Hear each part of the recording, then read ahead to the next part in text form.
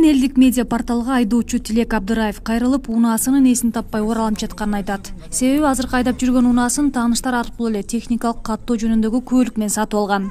Автоунаанын ээсин издеп көрүүгө аракет кылып, бирок эч майнап чыккан эмес. Ал жашаган дарекке барганында көчүп кеткен экен. Эми кимге кайрылып, кайдан табарын билбей жатат. Машинаны алганыма жарым жылдан ашты. 6-7 ай болуп калды окшойт. Ошондон бери мен деле неме кылган эмес, могу коопсуз шаар демилгеси көтөрүлгөндөн бери жаңы жылдан бери мен ушул машинанын хозяинин издеп жүрөм да азырчы. Издеп адресине барсам, техпаспортто жазылган адрес боюнча барсам, ал киши жок экен да. Көчүп кетиптир. Көп болуптур көчүп кеткен. Эми аны деле айта алышкан жок. Ал жерде бир апа жашайт экен, ал киши толук маалымат бере алган жок да боюнчачы. Сиз кимден сатып алгансыз өзүңүз?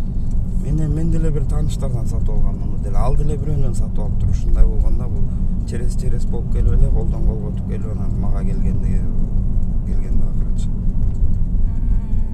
Азыр мен оформление кылып салайын деп, ошону өзүмө каттатайын деп ээсин таппай жүрөм.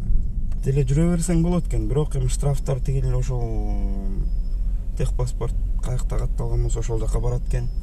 Ал жактан эми штрафтан 3-4 барат дейт. Эгер андан төлөнбөсө, андан кийин көчөдөн сотрудниктерди кармап, анан машинаны штраф стоянкага коет дейт да, айыпына коюучу жайына коет дейт. Андан кийин штраф төлөсө, кайра айдап кете бергенге болот дейт. Эми каждый раз антип бергенде деле болбойт го дейм мен. Айдоочунун маселеси кантип чечилет деген суроо менен тиешелүү адистерге кайрылганыбызда транспорттук каражаттарды жана айдоочулук курамдык каттоо департаментинин башкы адиси Усейин Касымалиев төмөндөгүдөй жооп берди. Жанагындай таппай алган учурда, мисалы, биринчиден автоунааны сатып алган болсо, ошол автоунаанын транспорттук каражатты каттоо күбөлүгүнүн негизинде автоунаанын ээсинин аты жөнү, дареги толугу менен жазылган. Ошол дареги менен барып издесе болот.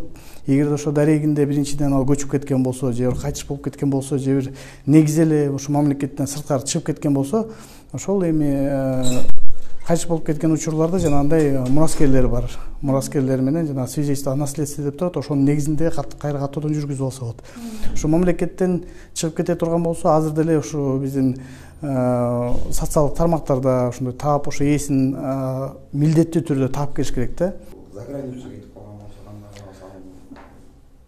Эми ошондой за границу кетип калган учурларда болуп атат. Андай маалда жанагындай ошо жашаган жери боюнча же ошо автоунаанын каттоосу боюнча соттук органдарга кайрылып, ошо соттун чечими негизинде алып келип атат да. Ошо соттон биринчи далилдеп, ошо автоунааны сатып алганына распискалар бар, же ошо жанагы жергиликтүү органдардын маалыматтары бар. Бул жаран ошо жарандыгынан чыгып, Кыргызстан жарандыгынан чыгып, ошо чет мамлекеттерге кетти деген маалыматтарын тастыктап, ошонун негизинде соттун чечими менен.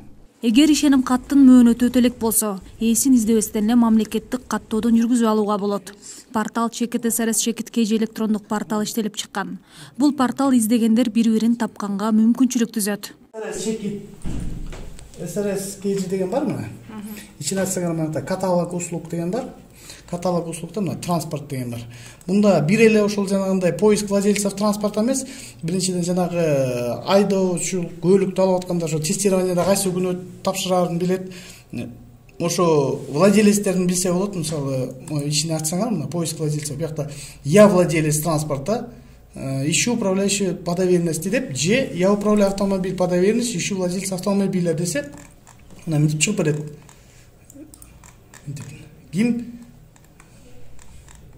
Ким кандай саткандар мына, ал гос номерлери ошо мына.